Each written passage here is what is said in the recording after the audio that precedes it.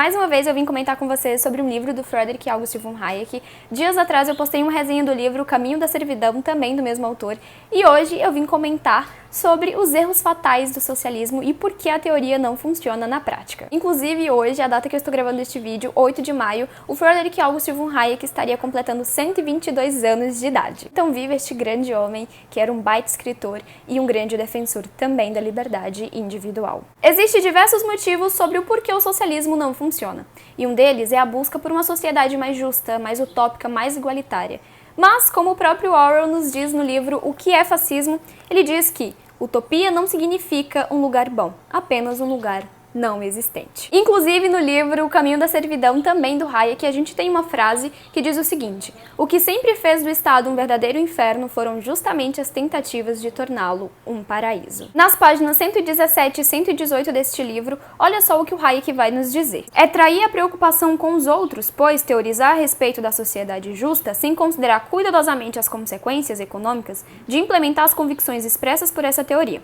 Contudo, após 70 anos de experiência com o socialismo, pode-se afirmar com segurança que a maioria dos intelectuais fora das regiões em que se tentou o socialismo, Europa Oriental e Terceiro Mundo, contenta-se em pôr de lado as lições que poderiam repousar na economia, pois não está disposta a se perguntar se não poderia haver uma razão pela qual o socialismo, todas as vezes em que é experimentado, jamais parece funcionar de acordo com o que era a intenção de seus líderes intelectuais. A busca vã dos intelectuais por uma comunidade verdadeiramente socialista, que resulta na idealização de uma série, ao que parece, interminável de utopias. A União Soviética, depois Cuba, China, Iugoslávia, Vietnã, Tanzânia, Nicarágua, sucedida pelo desencanto, deveria sugerir que pode haver algo no socialismo que não se conforma a certos fatos. E como bem sabemos, contra fatos não existe argumentos. O que fica evidente que é impossível o socialismo cumprir com aquilo que ele promete.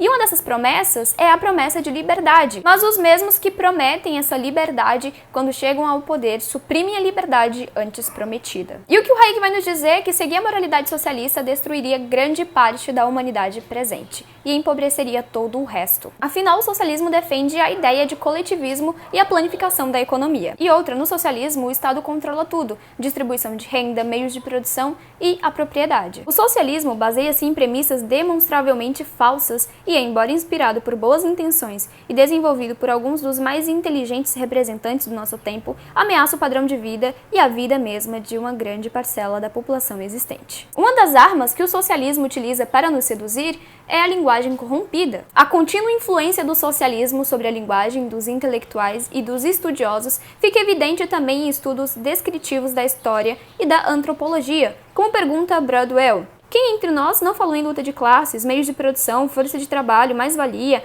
pauperização relativa, alienação, infraestrutura, superestrutura, valor de uso, valor de troca, acumulação primitiva, dialética, ditadura do proletariado? Os reformadores, em especial os socialistas, foram movidos pelo mesmo anseio e alguns deles propuseram a reforma deliberada da linguagem a fim de converter as pessoas com mais facilidade às suas convicções. Inclusive, neste livro, Hayek menciona George Orwell e o seu mais famoso livro, 1984, para nos fazer enxergar como que a subversão da linguagem, a nova língua ou a nova fala, ela é utilizada pelo socialismo para nos conquistar e seduzir. O que podemos comparar com as doutrinações das escolas e também das universidades, principalmente as universidades, que idolatram e veneram o socialismo. Quanto mais subimos na escada da inteligência, mais falamos com intelectuais e mais provável se torna que deparemos com convicções socialistas. Os racionalistas tendem a ser inteligentes e intelectuais, e os intelectuais inteligentes tendem a ser socialistas. Aqueles que mais fizeram para espalhar essas ideias, os verdadeiros portadores do racionalismo construtivista e do socialismo, não são, porém, cientistas notáveis. Eles tendem antes a ser os chamados intelectuais,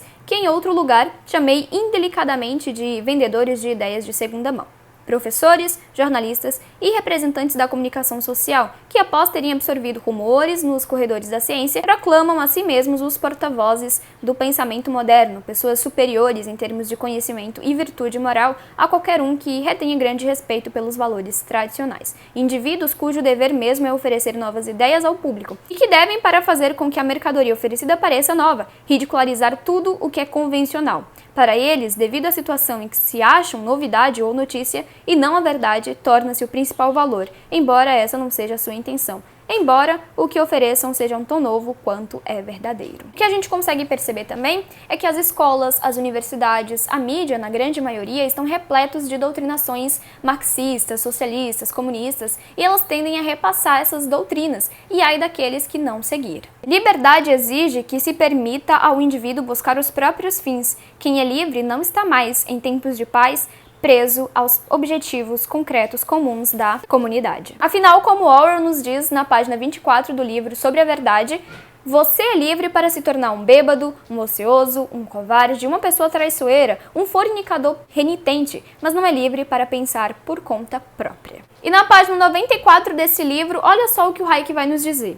O objetivo do socialismo não é nada menos que reprojetar por completo nossa moral tradicional, nosso direito e nossa linguagem, e com base nisso, erradicar a velha ordem e as condições supostamente inexoráveis e injustificáveis que evitam a instituição da razão, da realização pessoal, da justiça e da verdadeira liberdade. Enfim, um outro ponto que o socialismo gosta de abordar é a relação entre burguesia versus proletariado.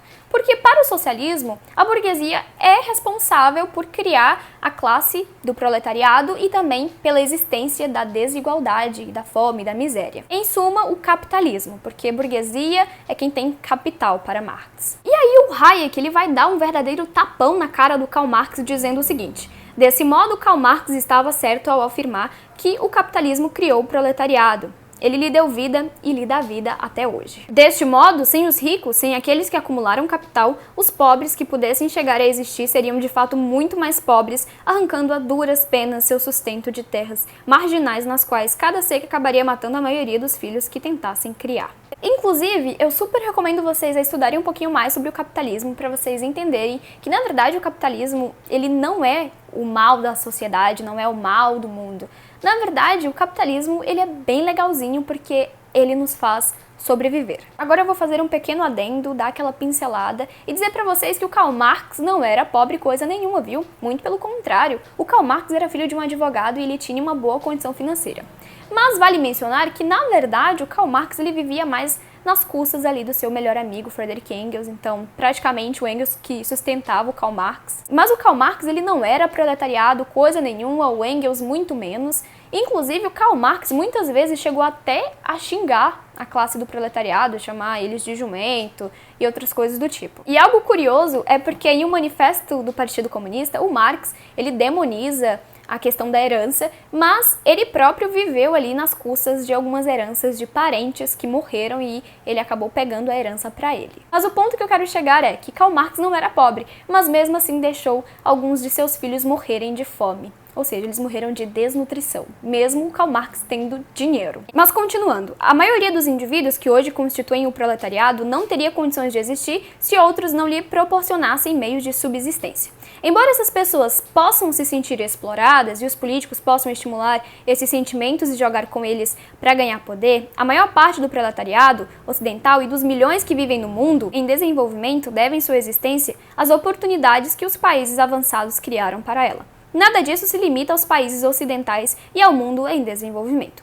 Os países comunistas, como a Rússia, estariam morrendo de fome hoje se suas populações não fossem mantidas vivas pelo mundo ocidental. Embora os líderes desses países jamais venham admitir publicamente que nós só podemos sustentar a atual população mundial, inclusive a dos países comunistas, preservando e melhorando com sucesso a base da propriedade privada que torna possível nossa ordem ampliada. Ou seja, os próprios países socialistas são sustentados pelo capitalismo. E embora o capitalismo seja demonizado por muitos, é ainda a melhor opção para nós continuarmos sobrevivendo. Algo engraçado é que as mesmas pessoas que defendem o socialismo e criticam o capitalismo são aquelas mesmas pessoas que usufruem do sistema capitalista. Recentemente eu assisti um vídeo no canal GNT da Fernanda Lima, o marido dela, o neto do Silvio Santos e a Rita do canal Tempero Drag. Eu acho a Rita super inteligente e eu super recomendo o canal dela para vocês assistirem. Mas como eu li uma passagem desse livro aqui, as pessoas inteligentes e os intelectuais tendem a ser socialistas, pois é, a Rita é muito inteligente, mas eu acho que ela é socialista, porque pelos comentários que eu vi no vídeo, eu acho que ela é socialista.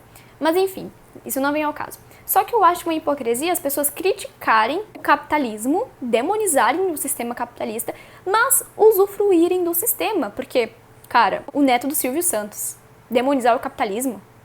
a Fernanda Lima, atriz da Globo, que ganha milhões de dinheiro e, enfim, demonizar o capitalismo, isso não entra na minha cabeça. Então eu acho isso uma baita de uma hipocrisia, porque como é que eu critico uma coisa, mas eu tô lá usufruindo e nadando em dinheiro, né? Mas é aquela coisa, capitalismo malvadão pra mim, socialismo bonzinho pra você. E besta é quem acredita que o socialismo é bom e que o capitalismo é malvadão. Eu lembro que em 2018 minha professora de sociologia estava dando aula pra gente sobre capitalismo e socialismo e ela acabou comentando que quando ela estudava na faculdade, um professor dela se dizia ser socialista, mas tinha um carro do ano, um iPhone e dinheiro na conta. Então não é muita hipocrisia você usar algo, usufruir de algo que você tanto abomina e critica? E como eu já disse, o capitalismo sustenta os próprios países comunistas. E por fim, um dos últimos motivos do porquê que o socialismo não funciona. E um deles é a oposição à família, à propriedade e à religião. Entre os fundadores de religiões nos últimos 2000 anos, muitos se opuseram à propriedade e à família, mas as únicas religiões que sobreviveram são aquelas que apoiam a propriedade e a família.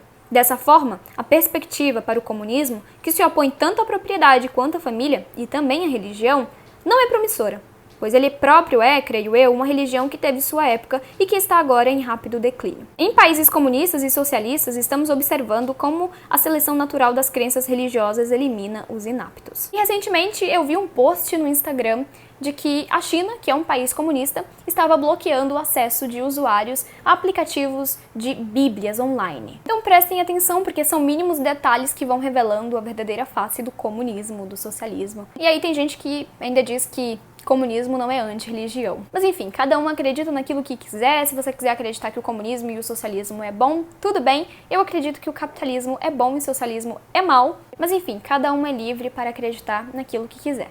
Então esse foi o vídeo, eu espero muito que vocês tenham gostado. Não esqueçam do like, de se inscrever no canal caso não for inscrito. E não esqueça também de deixar o seu comentário aqui pra mim. Então é isso e até o próximo vídeo. Tchau, tchau!